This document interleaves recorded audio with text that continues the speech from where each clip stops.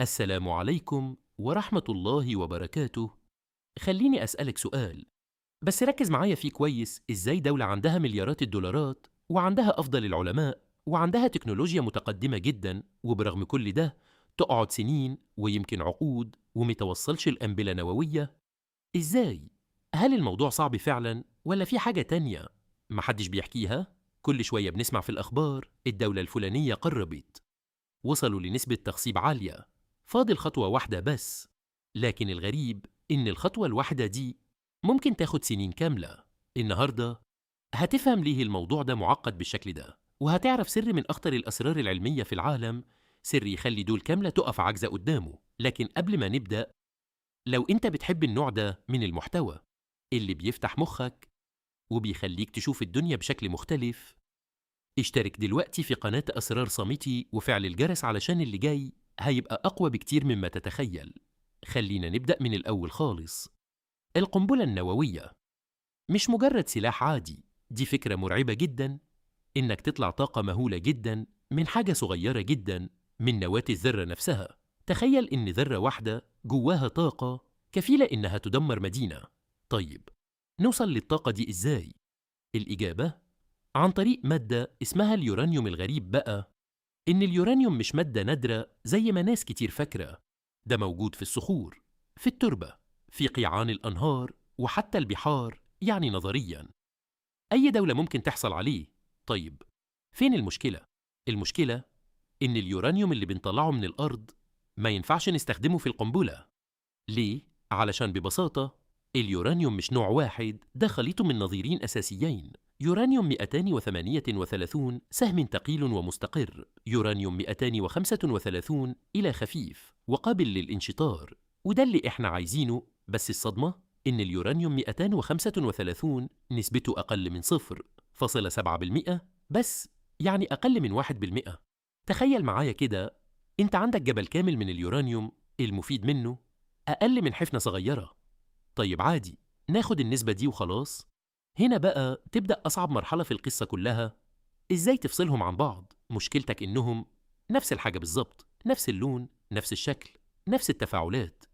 الفرق الوحيد فرق وزن صغير جدا، أقل من 1%. يعني أنت حرفيا بتحاول تفرق بين توأم، الفرق بينهم جرامات.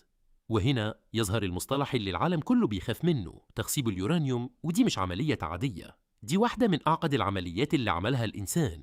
أول خطوة فيها إنك تحول اليورانيوم من مادة صلبة لغاز، غاز اسمه سداسي فلوريد اليورانيوم. وده مش أي غاز، ده كابوس كيميائي سام جدا وآكل لأي معدن، ولو حصل تسريب ممكن يدمر المكان بالكامل. علشان كده قبل ما تبدأ التخصيب لازم تبني بنية تحتية معقدة جدا، مواسير مخصوص، صمامات مقاومة للتآكل، أنظمة أمان رهيبة. كل ده علشان تتعامل مع الغاز ده. بس بعد كده الغاز ده بيدخل في أجهزة اسمها أجهزة الطرد المركزي، ودي عبارة عن أسطوانات بتلف بسرعة خيالية، توصل لأكتر من 100 ألف لفة في الدقيقة. أيوة، الرقم ده حقيقي. ليه السرعة دي؟ علشان نستغل فرق الوزن الصغير جدا. الأثقل 238 يندفع ناحية الجدار، والأخف 235 يفضل في النص. بس هل كده خلصنا؟ للأسف لا، الناتج في كل مرة بيكون فرق بسيط جدا. يعني من 0.7% تبقى 1%، وبعدين 2%، وبعدين 3%. ولازم تكرر العملية دي مرة واتنين وعشرة لحد آلاف المرات. وفي كل مرة الغاز بيتنقل من جهاز للتاني في شبكة ضخمة جدا من الأجهزة، كل جهاز بيرفع النسبة حاجة بسيطة جدا. علشان كده التخصيب بيحتاج وقت طويل جدا، طاقة مهولة، تكلفة خرافية، وصبر مش طبيعي. وهنا بقى المعلومة الصادمة، أصعب مرحلة مش الوصول ل90%، أصعب مرحلة هي أول 20%، ودي بتاخد حوالي 90% من الوقت والمجهود. يعني لما دولة توصل ل20% هي كده قربت جدا من القنبلة، وعلشان كده العالم كله بيبدأ يقلق. بس خلينا نسأل السؤال الأخطر، لو دولة وصلت ل90% هل كده بقى عندها قنبلة نووية؟ الإجابة لا، لأن التخصيب هو مجرد المادة الخام، تحويلها لسلاح ده موضوع تاني خالص. لازم توصل لما يسمى الكتلة الحرجة، ودي كمية معينة لو وصلت لها التفاعل يبدأ يشتغل لوحده، لكن المشكلة إنك لازم تخلي التفاعل ده يحصل في نفس اللحظة بالظبط. علشان كده بيتم تصميم نظام تفجير معقد جدا يضغط المادة من كل الاتجاهات في جزء من الثانية. أي خطأ بسيط يخلي القنبلة تفشل تماما. علشان كده أسرع مشروع في التاريخ، مشروع مانهاتن، احتاج حوالي 3 سنين ومشاركة آلاف العلماء، ميزانية ضخمة جدا، دعم صناعي رهيب. وده يفسر حاجة مهمة جدا، إن الموضوع مش مجرد علم، ده علم زائد هندسة زائد صناعة زائد سياسة زائد سرية تامة.